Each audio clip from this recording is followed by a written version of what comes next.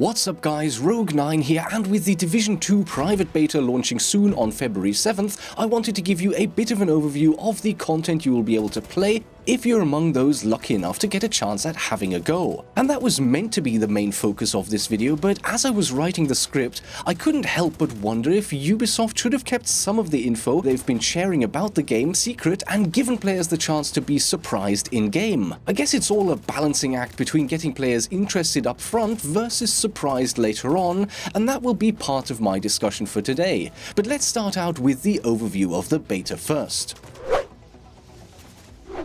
For me personally, what got me into playing the first Division game was the beta, and if you get the chance to take part in the beta for the Division 2, I highly recommend that you give it a go to see whether or not this game is something that will interest you. The private beta will run between February 7th and 10th and will be structured very similarly to the beta of the Division back in the day. You will get to try out an early slice of the game by unlocking your base of operations and a civilian settlement. Just like in the original game, a large focus of the Division 2 is the RPG element, which will include expanding your base as well as the civilian settlements, and of course also leveling up your character with ever more impressive gear, and that's definitely something that you will get a taste of in the upcoming beta.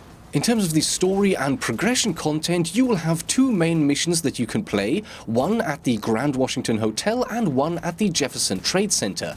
In addition to that, the section of the open world map that will be available to play on will feature control points. Those are basically roadblocks and checkpoints held by enemy factions which you can then take over, random activities such as hostage situations, and a total of 5 side missions.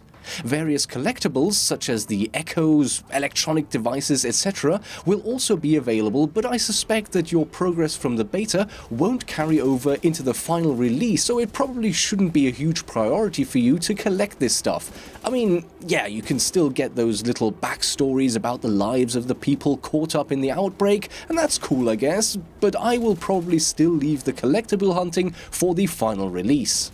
Besides the single-player and co-op experience, you will also get to try out one of the new and revamped Dark Zones, the Dark Zone East as it happens, which I described in detail in one of my previous videos. Feel free to check that out at your leisure. In short, if you remember the Dark Zone from the original Division as being an extremely dangerous area where a 4-stack of perfectly min-maxed trolls could blindside you at any time, where you had very little chance of having much success when playing solo or as a duo, then you're in for a bit of a change of pace. The major upgrade to the Dark Zones is now that the character gear and stats will be normalized to create a more balanced experience. I guess that's a step in the right direction, but it's still probably best to team up with a few friends if you want to give yourself the best possible chance of survival. One of the dedicated PvP modes, Skirmish, will also be available to try out. And last but not least, from the 8th onwards, you will also be able to experience some of the endgame content.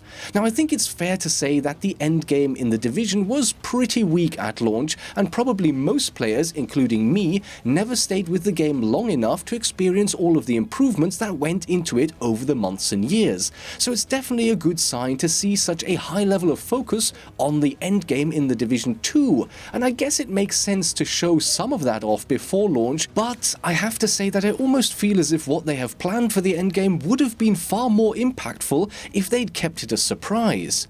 If you haven't heard about this yet, I'll give you a bit of a spoiler alert here, because I do think that the elements of the endgame that unlock after you finish all of the missions and quests could form a really cool surprise.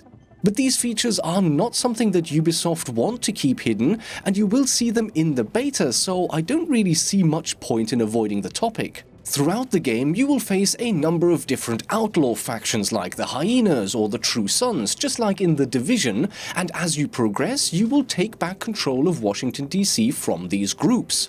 Once you have achieved this goal though, once the city is liberated, an entirely new faction, more powerful than any of the others, the Black Tusk, will invade the city and take over all of the landmarks you previously liberated.